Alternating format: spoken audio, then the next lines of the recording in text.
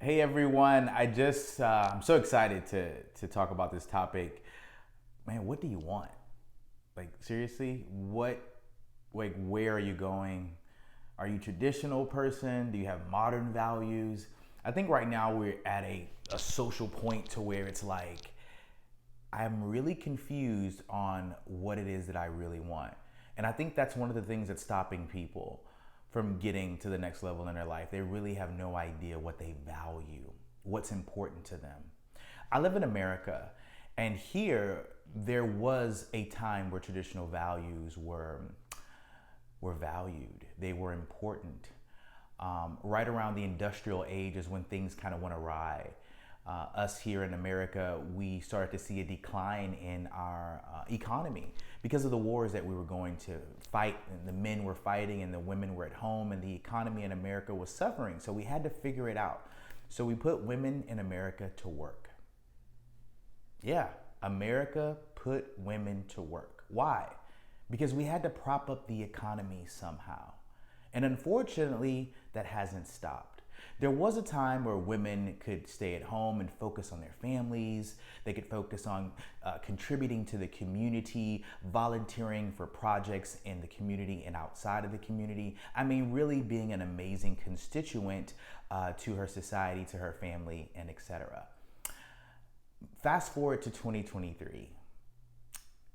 Traditional values are looked at like there's something that's disgusting if that's something you don't like. And I think that figuring out what you value stops you from being aligned with people who don't value what you value. And that's really important.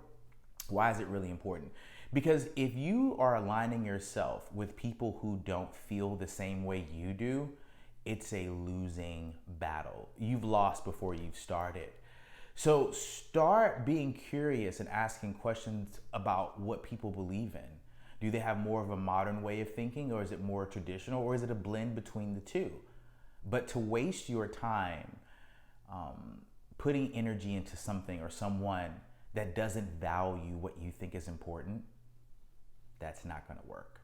And so many of us are connecting with people that we have no business connecting with. And that's okay, but don't continue to do it. Start figuring out what people care about. Me personally, I'll give you a great example. I grew up in a household where my parents were married for 35 years. I was married for 4 years, divorced for 2. So to me, growing up and getting married was like, yeah, that's what I'm gonna do. You know, I had a great example of that. And my little sister, she as well, got married and had kids and etc. And we were talking the other day and she asked me, do you think that we would have gotten married if we didn't see mom and dad get married? And that was a really great question. How many people don't value the importance of relationships because it's not something that they witnessed?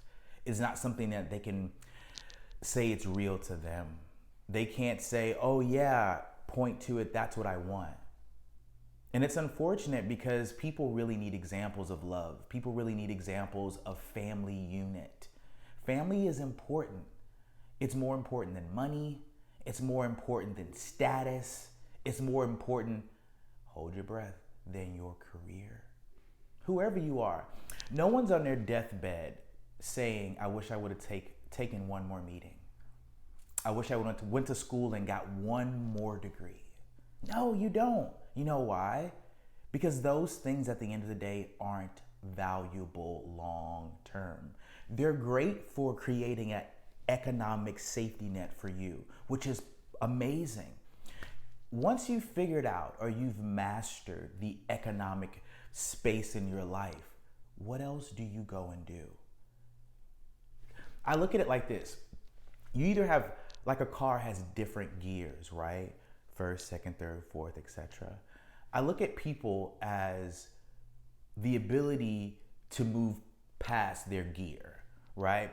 Are you only able to go in first gear?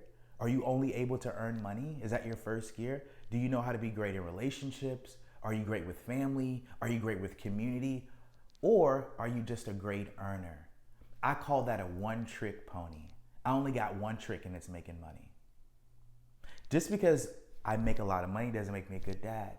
Just because you make a lot of money doesn't make you a good wife, etc., etc. It's not the money, it's who you are. And here in America, we do not value family unit anymore. And that's starting to spread throughout the world. Family units and talking about family is almost disgusting to people in the West, in America.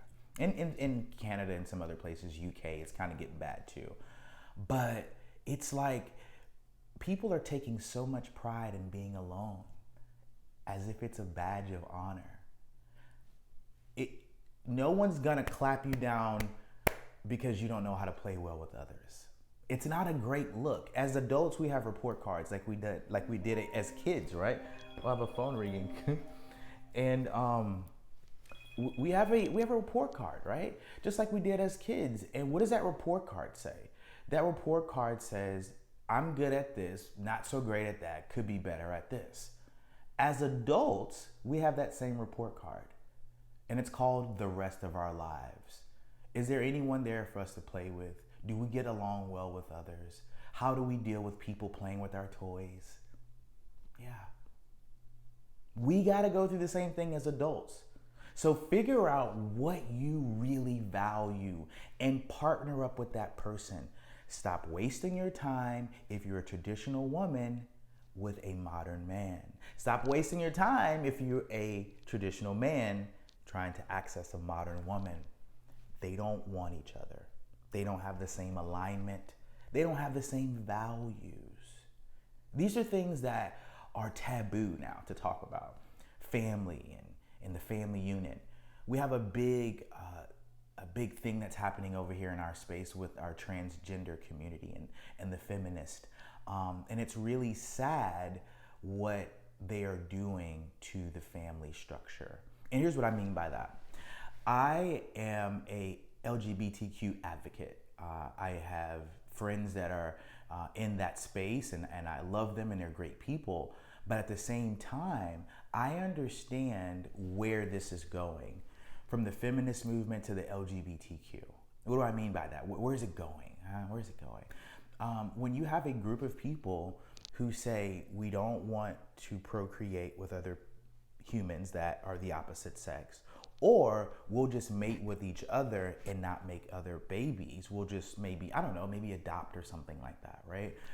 There's nothing wrong with any of that. It's just not sustainable for humanity. Not long term. Yeah, it's not, right?